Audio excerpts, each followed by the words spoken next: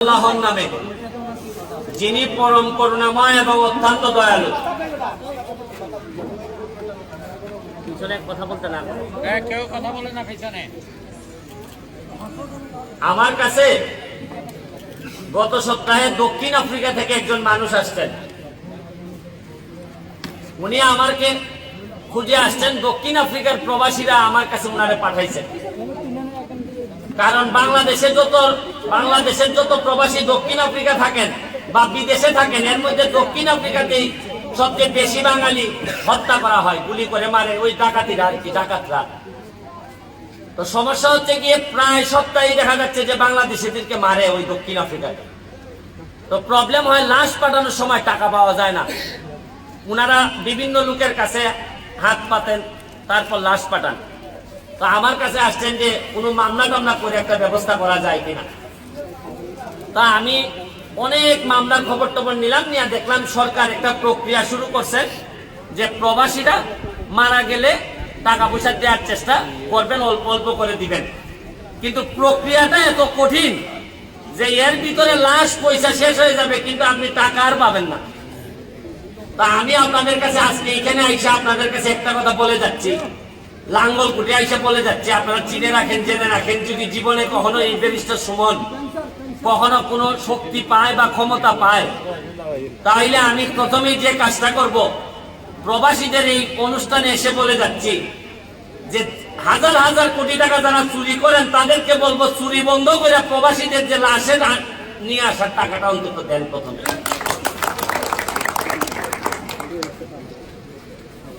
আপনার একটা কথা বলে কি যে সিঙ্গারাতেও তো 10 টাকার সিঙ্গারাতেও কলিজা থাকে না, কলিজা পাওয়া যায় দেখেন সিঙ্গারাতে। কিন্তু দুঃখের বিষয় কি জানেন, বাংলাদেশের 80% লোকের ভিতরে কলিজা পাওয়া যায় না। আজকে প্রমাণ করে দিছে আপনাদের এই ইউনিয়নের প্রবাসীরা, এদের কলিজাটা অতটুকু বড়।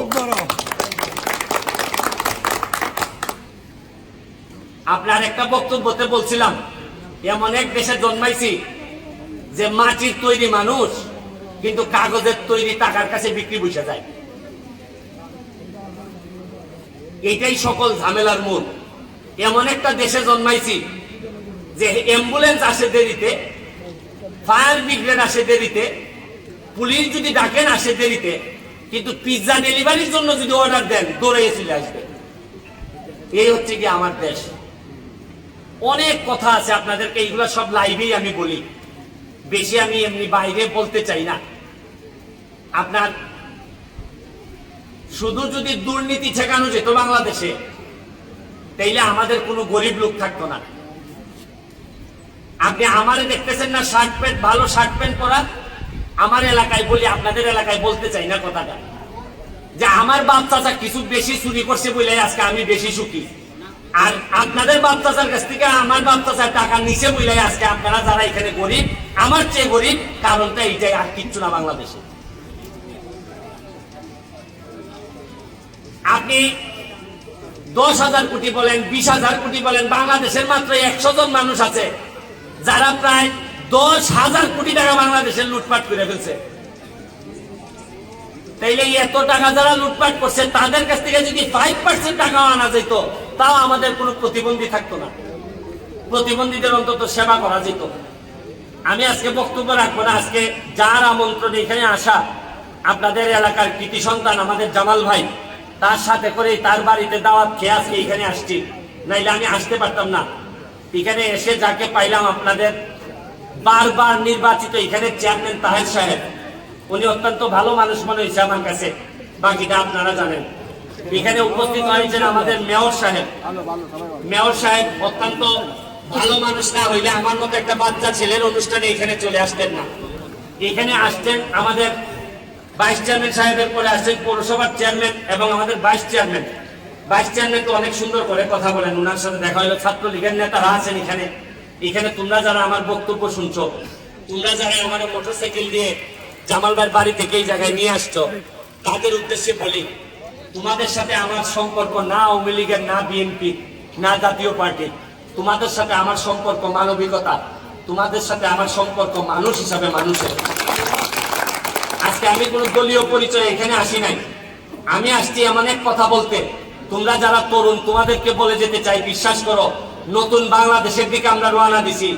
আমি তোমাদেরকে একটা কথা বলি, আমি বাচ্চা ছেলে ব্যারিস্টার সুমন, আমার বাড়ি হবিগঞ্জ, কিন্তু অন্যায় হইতে ফেনীতে নুসরাতের মতো একটা মেয়েরে আগুনে পুরাইয়া জ্বালাই দেওয়া হয়েছে, কেউ সাক্ষী হয় নাই।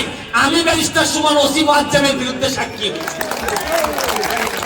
আমি ব্যারিস্টার সুমন ওসি মুআজ্জমের বিরুদ্ধে বাদী হয়ে দাঁড়াইছি, এবং আমি বাদী হওয়ার কারণে হত্যা মামলার চার্জশিটে এই ওসি মুআজ্জমের নাম থাকার পরেও আমার মামলায়, ডিজিটাল নিরাপত্তা মামলায় উনি আজকে পরোয়ানাভুক্ত আসামি। আমি তোমাদেরকে বলে যাচ্ছি, আজকে এই কাজ যদি আমি করতে পারি, আজকে তোমরা যারা তোমাদের ইউনিয়নের ছেলে সজলের কথা যারা বলে গেছো, প্রকৃত অর্থে সজলকে যদি কেউ হত্যা করে থাকে, তাইলে এইটা শেষ। আমি জামাল ভাইকে নিয়ে সুপ্রিম কোর্টে বসে আমি এটা দেখে ছাড়বো। মনে রাখো মানুষের যার ইমান থাকে শক্ত, বয়স কোনো ব্যাপার না। ক্ষুদিরামের বয়স বেশি ছিল না, কিন্তু ক্ষুদিরাম অল্প বয়সে নিজের জান কুরবান করার মধ্য দিয়া সে বছরের পর বছর, যুগের পর যুগ প্রমাণ করে দিয়ে গেছে মানুষের মধ্যে সে ওয়ান অফ দ্য টপ। আমি আপনাদের সামনে কত বলবো, আমার এলাকায় আমি যখন বক্তব্য শুরু করি তখন এমন ভাবে মানুষ ভিড় জমাইতে থাকে, কারণ মানুষ এখন এমন একটা সমস্যা, কেউ সত্য কথা বলতে চায় না। দেখবেন সবাই ঘুরায় ঘুরায় কথা বলে, কিন্তু সত্য কথা বলতে চায় না। এখন আপনারা জিজ্ঞেস করতে পারেন, তোমারে তো চিনি না, কিন্তু এই ছেলেরা এত ছবি তুলে কেন তোমার সাথে?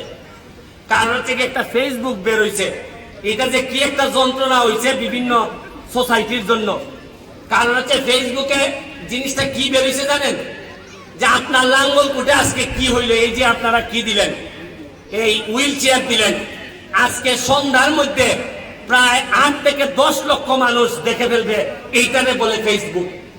আপনারা আমার সামনে মানুষ আছেন মাত্র হবে 300, কিন্তু ফেসবুক এমন একটা জিনিস, আজকে লাঙ্গলপুটের মৌকরা ইউনিয়নের মানুষ, প্রবাসীদের কলিজা, এটাতে এত বড় কলিজা, এটা আজকে সন্ধ্যার মধ্যে দেখে ফেলবে 10 লাখ মানুষ, এইটারে বলে ফেসবুক।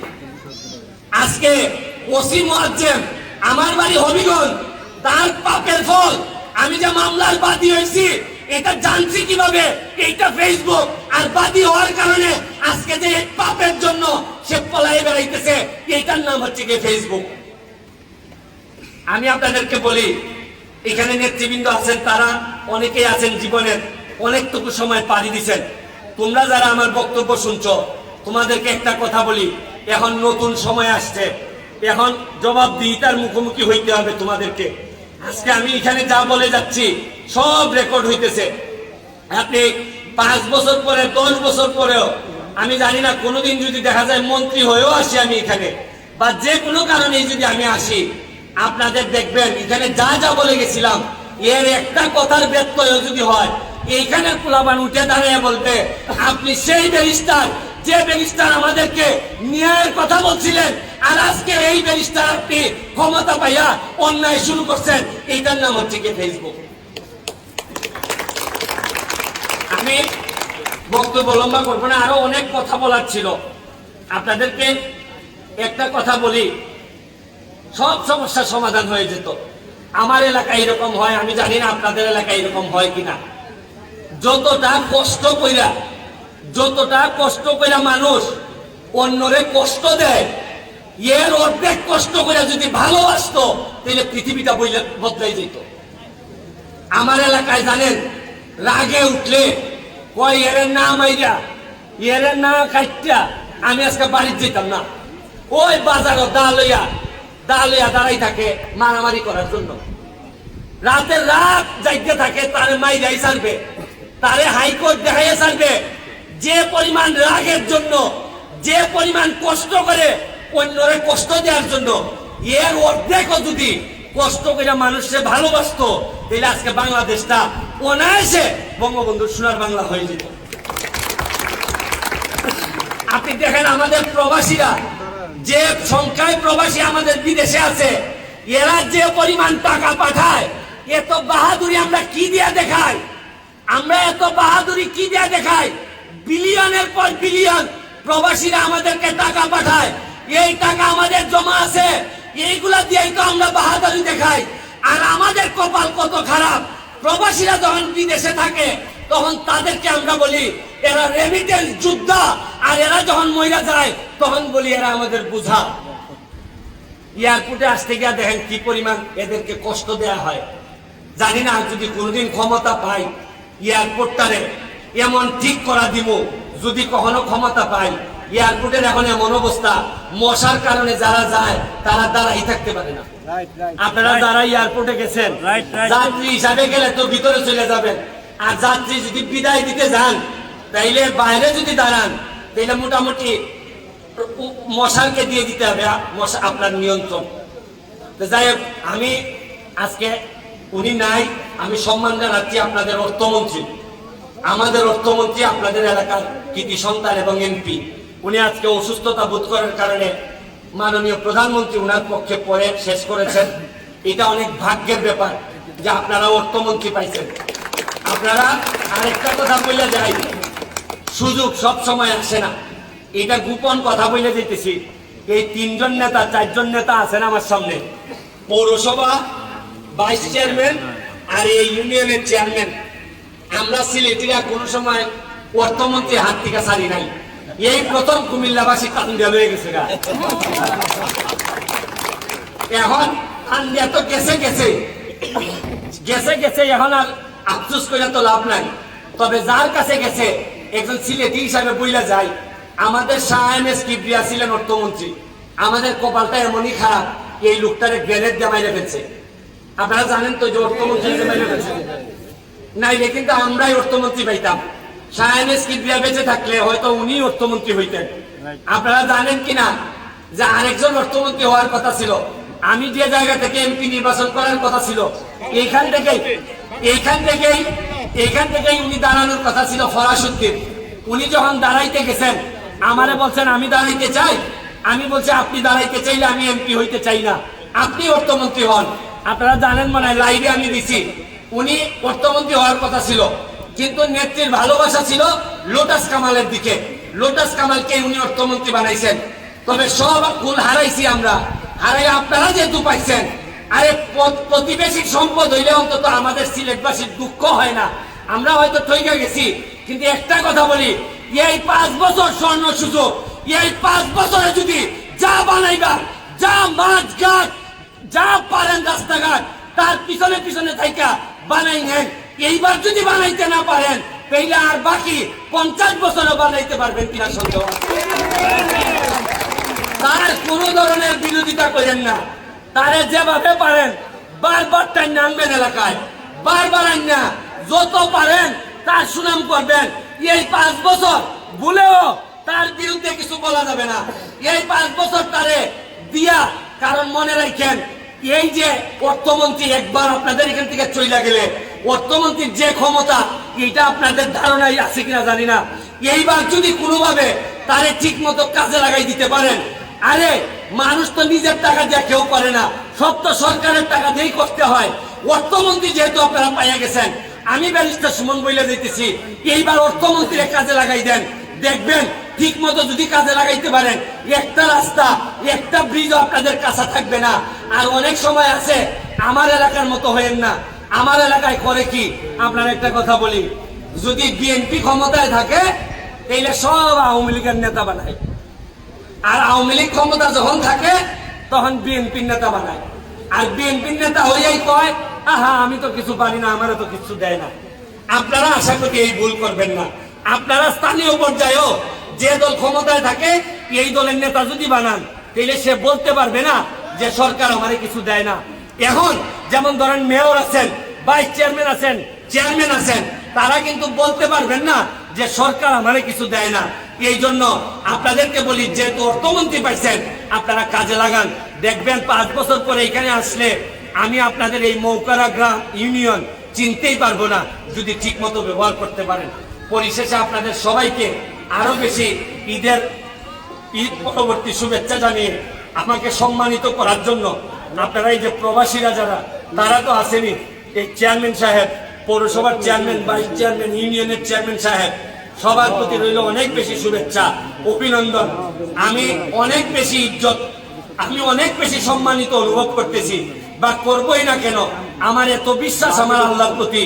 উহুদের ভাষণে হযরত মুহাম্মদ সাল্লাল্লাহু আলাইহি ওয়াসাল্লাম বলছিলেন, হে আল্লাহ, তুমি যারা সম্মানিত করো তারে অসম্মান করার কেউ নাই, তুমি যারা নিকটবর্তী করো তাকে দূরবর্তী নিক্ষেপ করার কেউ নাই। আমি আজকে আসার সময় জামাল ভাইকে বলতেছিলাম, জামাল ভাই আমার বাড়ি হবিগঞ্জ, আমি চেয়ারম্যানও না, মেম্বারও না, এমপিও না।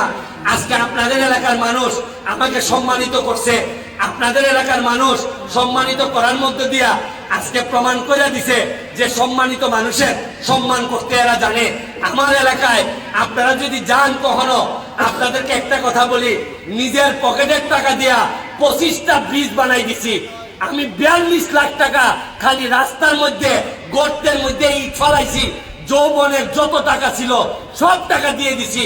ফেসবুকে কিছুটা জিনিস এখানে আসছে, এই কারণে আমার এলাকায় যদি যান তাইলে জিজ্ঞেস করবেন ব্যারিস্টার সুমন, সবাই বলবে ব্যারিস্টার সুমন হচ্ছে কি এমন একটা জিনিস যে বিশ্বাসই করে না যে সরকারে যাওয়া লাগে, যে বিশ্বাস করে যদি নিঃশ্বাস চলে আর নিজের ইনকাম যদি থাকে তাহলে নিজের জন্মস্থানের জন্য আমি পৃথিবীর কারো অপেক্ষা করি না। এই আহ্বান আপনাদেরকে জানাইয়া আমি আজকের মতো বিদায় নিচ্ছি। ভালো থাকবেন, সুস্থ থাকবেন।